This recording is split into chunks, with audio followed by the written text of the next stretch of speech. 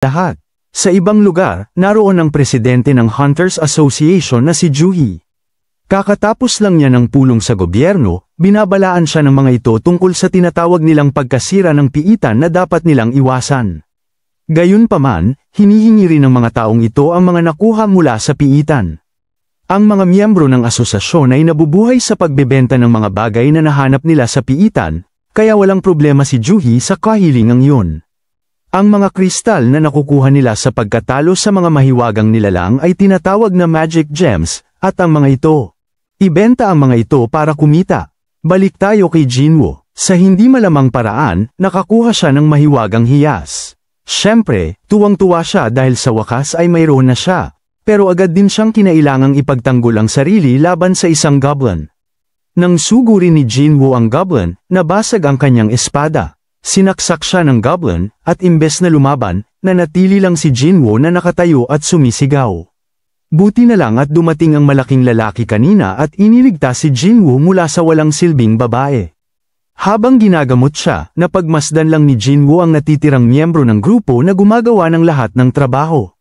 Pagkatapos ay nalaman namin na ang mga mahiwagang hiyas na nakuha mula sa mataas na ranggong mahiwagang nilalang ay maaaring ginagamit sa paggawa ng mas makapangyarihang armas para matalo ang mas malalakas na nilalang. Ang mga mana crystals mula sa dungeon ay magagamit din bilang armas, pero hindi ito kasing epektibo ng mga magic gems.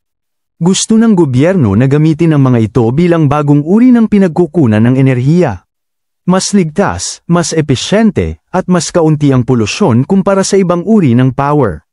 Para itong perpektong berdeng enerhiya, at masigasig na pinag-aaralan ng gobyerno kung paano makakagawa ng kuryente mula sa mga gems at crystals na ito. Dahil ang mga bagay na ito ay galing lamang sa dungeon, naging napakahalaga ang mga mangangaso. Samantala, sa silid kulungan, ipinagdiriwang ng grupo ang kanilang tagumpay matapos talunin ang hari ng silid kulungan. Si Jinwoo ang pinakamahinang tao dahil siya ang pinakanasaktan at ginagamot pa rin siya.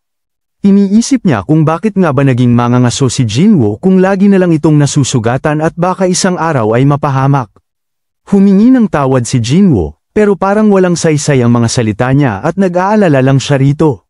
Nakuha ni Jinwoo ang kanilang bahagi sa mga nakuha sa laban, pero kaunti lang ang mga kristal ng mana kaya kaunti lang ang kikita nila. Nagdududa na si Jinwoo sa sarili at nalulungkot dahil sa isang hamak na i-rank na hiyas lang ang nakuha niya. Nagdadalawang isip na siya kung sulit pa bang isapanganib ang buhay niya. Isang kasama sa grupo ang tumawag ng pansin ng lahat sa isang malaking butas, at nagsilapitan silang lahat para alamin kung ano yun. Mukhang yung isang kuweba, pero nasa piitan na sila kaya malamang isa itong mas malalim pang piitan. Bihira lang ito, pero narinig na nila ito dati, at nakumpirma ang hinala nila dahil natalo na nila ang pinuno ng piitan, pero hindi pa ito nagsisimulang magsara gaya ng karaniwang piitan. Parang may mas maraming kayamanan pang makukuha sa mas malalim na bahagi. Ngayon, si Songchil ang nagtangkang maging makatwiran at nagmungkahi na sundin na lamang nila ang karaniwang paraan. Sa pagsasabi sa asosasyon tungkol sa dalawang piitan at pagsunod sa kanilang mga tagubilin. Pero ayaw ng grupo sa ideyang yon, dahil nangangahulugan ito ng pagsuko sa lahat ng nakatagong kayamanan na marahil ay naghihintay sa kanila roon. Tapos sinabi ni Park, F-rank lang naman daw ang piitan, at binanggit pa niya ang kanyang asawa at kung paano niya kailangang kumita ng mas maraming pera para sa kanila. Naunawaan ni Songchil ang punto nila, pero gusto niyang marinig ang opinyon ng lahat bago magdesisyon. Nagbigay ng komento ang bawat miyembro ng grupo, halo-halo ang pagsang-ayon sa pagtuloy sa mas malalim na bahagi at ang pagkaunawa na ito ay isang malinaw na bitag na maaaring magdulot ng kamatayan. Sa totoo lang, 6 ang gustong pumunta sa yungib, 6 naman ang gustong umatras. Kaya may kailangang magdesisyon, at si Jinwoo na lang ang hindi pa nakakaboto.